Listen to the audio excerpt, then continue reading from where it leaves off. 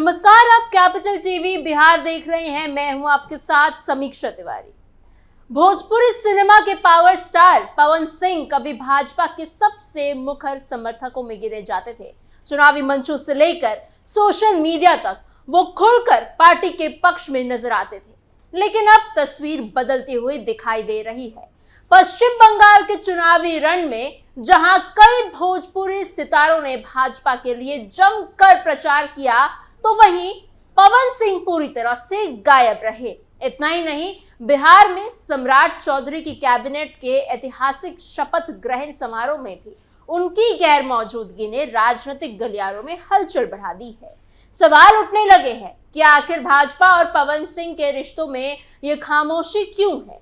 क्या पार्टी ने अपने ही पावर स्टार को साइडलाइन कर दिया है, या फिर इसके पीछे कोई बड़ी राजनीतिक रणनीति छिपी हुई है? ये सब कुछ जानेंगे आज की स्पेशल स्टोरी में। क्या बीजेपी ने पवन सिंह को किया साइडलाइन? स्टार प्रचारक की लिस्ट से गायब पवन सिंह। भोजपुरी सिनेमा के पावर स्टार पवन सिंह का नाम कभी भाजपा के सबसे चर्चित चेहरों में गिना जाता था। चुनावी मंच हो, रोड शो हो या सोशल मीडिया हो, पवन सिंह खुलकर भाजपा के समर्थन में नजर आते थे। बिहार से लेकर बंगाल तक उनके गाने और उनकी लोकप्रियता का इस्तेमाल पार्टी अपने पक्ष में माहौल बनाने के लिए किया करती थी।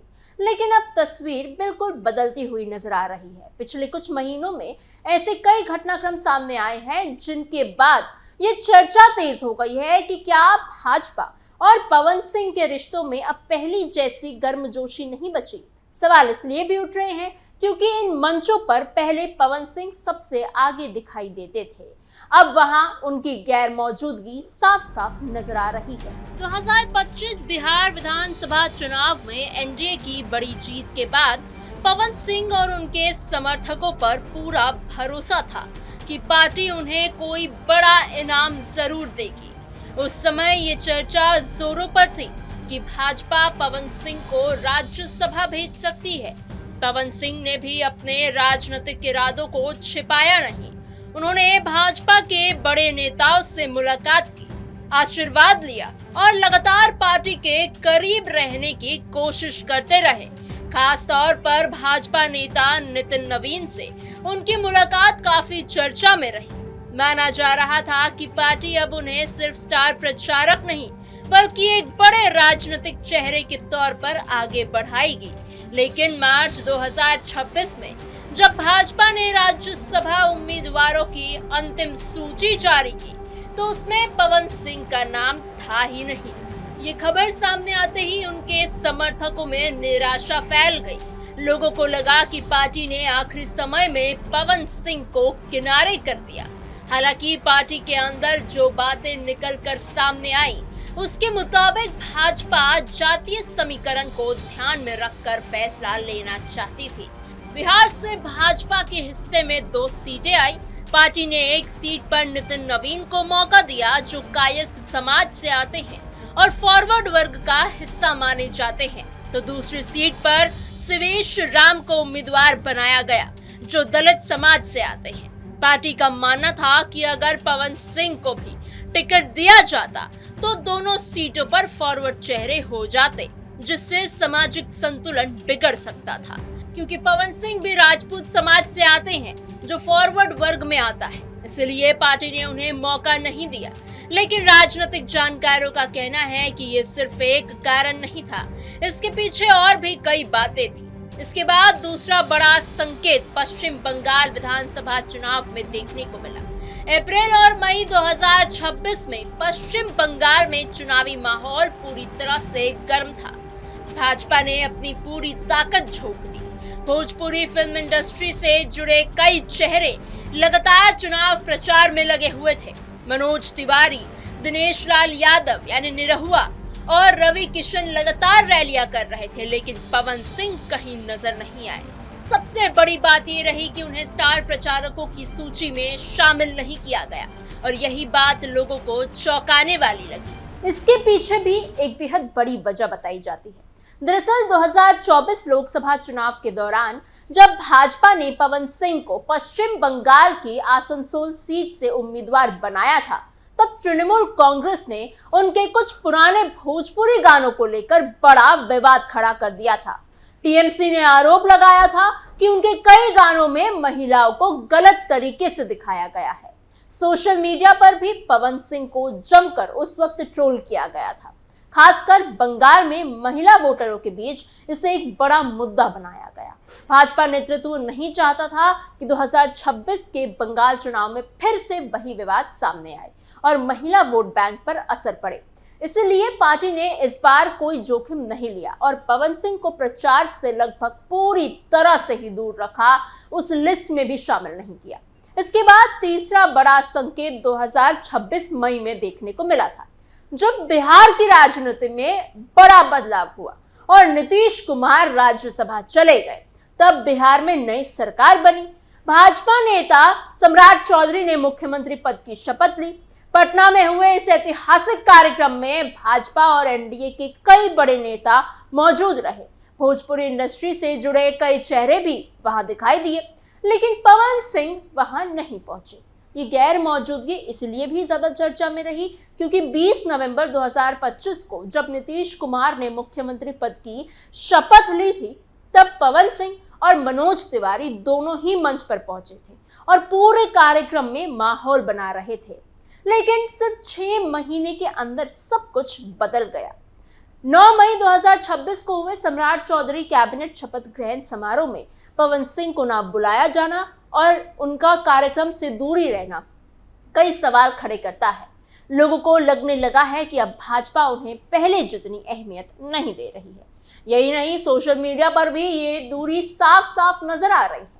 करोड़ों फॉलोअर्स रखने वाले पवन सिंह आमतौर पर हर बड़े नेता और हर खास मौके पर पोस्ट किया करते थे, लेकिन जब बिहार में नई एनडीए सरकार बनी और सम्राट चौधरी मुख्यमंत्री बने, तब पवन सिंह ने कोई भी बड़ा पोस्ट शेयर नहीं किया।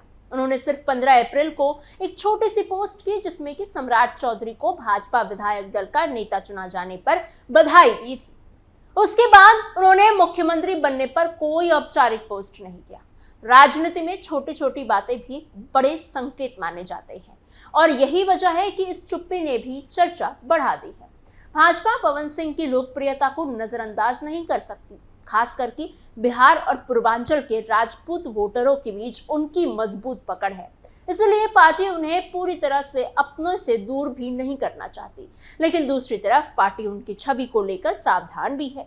2024 की बगावत और उनके निजी विवादों ने भाजपा नेतृत्व को असहज कर दिया है। यही वजह है कि पार्टी उन्हें पूरी तरह से बाहर भी नहीं कर रही और मुख्य मंच पर खुलकर आगे भी नहीं ला रही है। निजी विवादों ने बढ़ाई बीजेपी की मुश्किलें। पवन सिंह को लेकर बीजेपी का कंफ्यूजन। दरअसल पवन सिंह का निजी जीवन भी पिछले कुछ समय से लगातार विवादों में रहा है।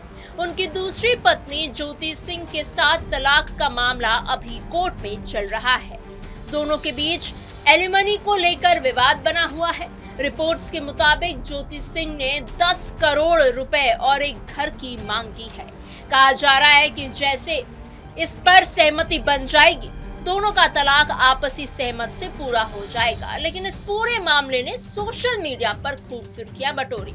ज्योति सिंह के भावुक पोस्ट और कथावाचक अनिरुद्ध आचार्य के बयान भी वायरल हुए।